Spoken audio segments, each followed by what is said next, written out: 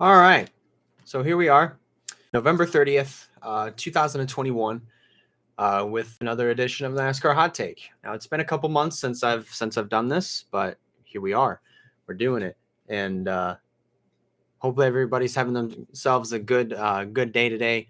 On the last day of November, as we move on into December. No Shave November is just hours away from ending, and same for No Nut November. So once your clocks hit midnight, December 1st, fire away. but and also shave away if that's what you want to do as well. But anyways, I want to go ahead and talk about some of the news that had just recently come out, and this has something to do with Front Row Motorsports. Now, it was confirmed, first of all, that Todd Gilliland would become the second driver of the of the Front Row Motorsports Cup Series team for 2022. And that Zane Smith, since we finally now know what his plans are going to be, and those plans are that he will be going over to that 38 truck for Front Row Motorsports in 2022.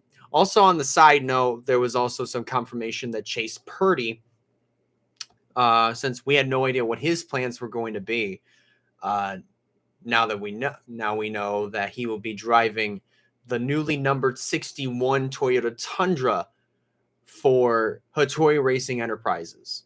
So that truck is no longer the 16. It has now been renumbered into the 61.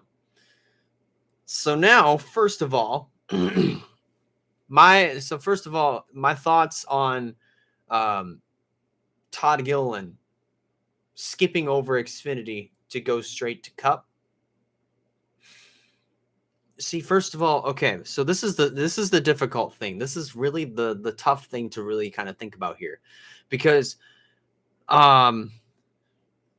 we all know, I mean, as far as when we look in the realms of the 2000s era, within the span of the last 15 years or so, from 2006, 2007, right on up till this year, we all know that the 38, when it comes to this era, was most famously David Gilliland driving the 38.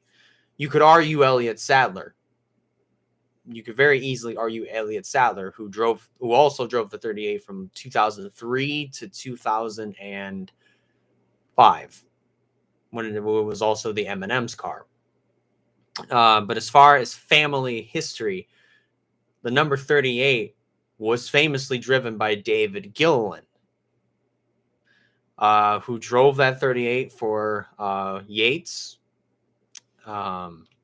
back in 2006 all the way to 2008, and then jumped around other teams until he finally landed himself in Front Row Motorsports, where he eventually went back to the 38 in 2012, and that's where he was from then to 2015, which 2015 was his final full-time season. And honestly, and then you had Landon Castle, who drove the 38 for one season, arguably feel like did pretty good in that ride, in the 38 ride. And then let's see, who else did you have? You had David Reagan. You had David Reagan come back, and he drove the 38 from 2017 all the way till 2019. And then last year you had John Hunter Nemechek, arguably had a much better performance in the 38 than what a lot of us had really expected at that time. And he did good. He arguably had a terrific performance in the 38. I'm not going to say that it was over the top, like absolute spectacular. He had come close to winning a couple times. But in either way, he had a good performance. And then all of a sudden, you sign on Anthony Alfredo for this year, and where has Anthony Alfredo gone? He hadn't gone absolutely anywhere at all. And let's be honest, I believe he came into this, I believe he finished the season this year, I think dead last in full-time in dead last in points when it comes to the full-time guys. Dead last in points when it comes to the full-time guys. Honestly, that's very disappointing. I mean, when you really think about it, Anthony Alfredo at that particular time should have gotten a full-time ride in Xfinity instead of Cup, because you know that it's everybody's dream to make it to the Cup Series and to do well in the Cup Series. But in order to get there, you have to start at the lower rung of the ladder, that being either trucks or Xfinity. That's when it comes to the three national touring series, the top three national touring series. So yeah, Alfredo, I feel like could have had a better opportunity, a much better ride. Not to say that Front Row is a terrible team to drive at. It's been proven that it is a C plus team at best. That can have B plus performances, depending on the day and depending on if they put themselves in the right spots. But anyways, as far as everything else that kind of comes along with it, they almost came close to now then shutting down that 38. But now you have Todd Gilliland, who has raced in trucks within the span of 3.5 years, half a season at least with Kyle Busch Motorsports, where he did do good. He did very, very well. And then 2019 comes around. He's slipped quite a bit, but then you feel like he's kind of getting his stride back when he wins at Martinsville. Which was his first win. And then you go over to when he raced the 38. See, now Front Row Motorsports and trucks, when it comes to Todd Gilliland, he really was starting to hit his stride.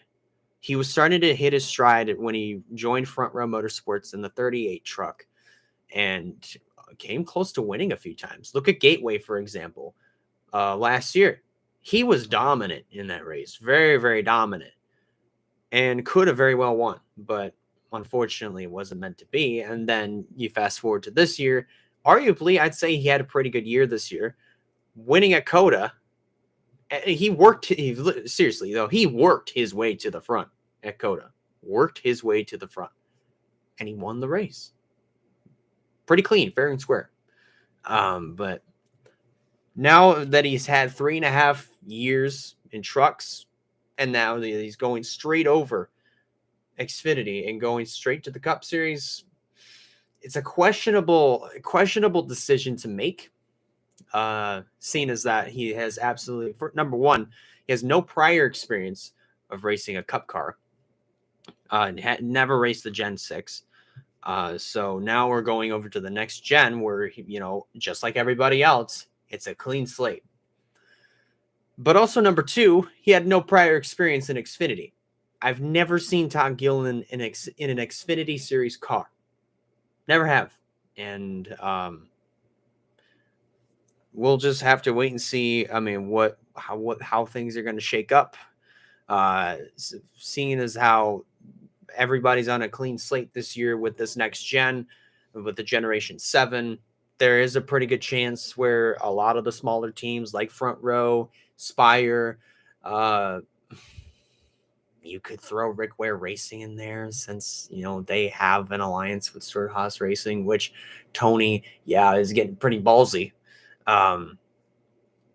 It'll be interesting to see if Todd will be up to par with the rest of the guys when it comes to that next gen, because he, along with everybody else, has absolutely no prior knowledge to the next gen. Really, to be fair, all the other drivers that took part in those tests at Charlotte with the Roval and also the Daytona, pretty much anywhere that NASCAR had scheduled a test with the next gen car, they have at least some knowledge, some knowledge of the car. Todd has no knowledge of the next gen car. He can only go by with what he has heard. He can only go by with what he's been told by now his teammate, Michael McDowell. And I'm very confident that Michael McDowell is going to help Todd in quite a long way. He's going to help him out because now, I mean, I feel like it's great to see that Todd Gilliland is going to have a lot of veteran experience as like on his side of when it comes to his teammates or teammate in this case. And, you know, they're really going to, Michael's really going to help him out. I have a pretty good feeling that he's going to be such a help to Todd. And, you know, it's going to be interesting. We'll just have to see what happens when 2022 comes around. I think it's great to see that Todd is going to have a shot in the Cup Series. How will it go, though? With seeing as though he has no experience in Xfinity and 3.5 years worth of it in trucks. I don't know. We'll just have to, we just got to wait. And then once the time comes around, we'll see what happens. But anyways, that's going to do it for this episode of NASCAR Hot Take.